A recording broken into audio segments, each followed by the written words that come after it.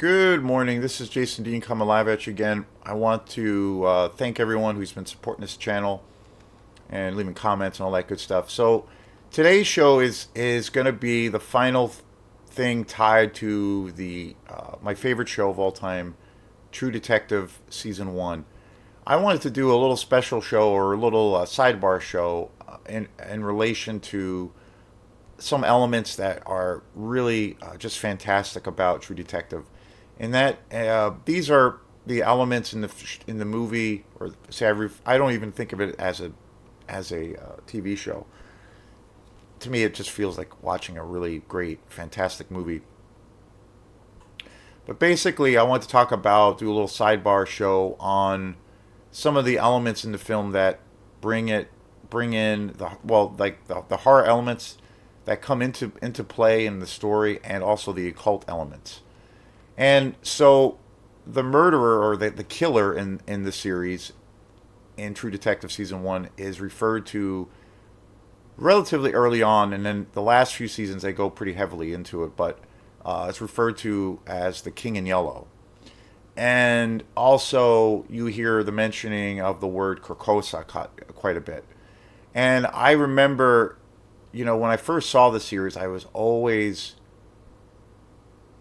fell in love with the series right away. But I remember those elements, the occult kind of horror elements related to, who this killer was, and these terms that were being used.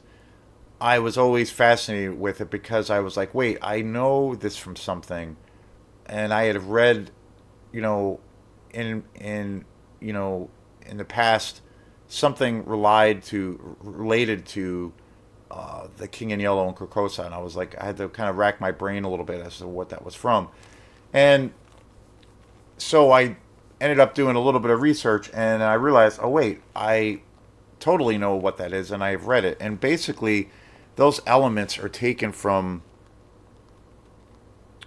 a book called The King in Yellow that was written by Robert W. Chambers.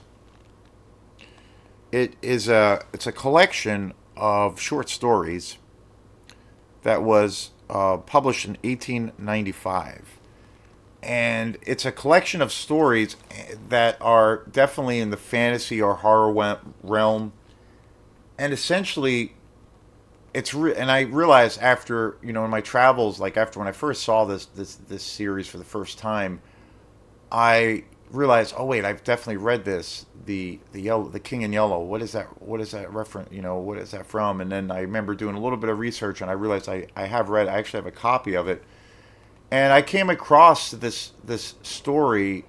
It came up, you know, through some various books that I had read over the years before I saw the show. I it always been really attracted to horror literature. Of course, starting with Edgar Allan Poe, then I got really into Lovecraft, and then I've read quite a few books related to the occult, and I came across the King in Yellow being mentioned in a few of these books, and I was like, oh, at that time, and then I looked it up, and then I read it, and then I ended up getting a copy of it, and it's really awesome. The King in Yellow again, it's a collection of these fantasy horror stories, and essentially what it is the King in Yellow is like a reference to this this demon or devil or entity that reigns in hell or reigns in the netherworld, and he's uh, referred to as the King in Yellow. And you hear the term Carcosa being used a lot, and Carcosa is the French word for the netherworld, and so it's even more fitting that Nick Pizzolatto, who wrote the story, tied those things in, because obviously New Orleans has a massive Cajun and French influence, and Carcosa is French, terminology. So I wanted to do a little show where I talked about the book itself, King in Yellow. It's very short. It's only a couple of pages, but it's really cool.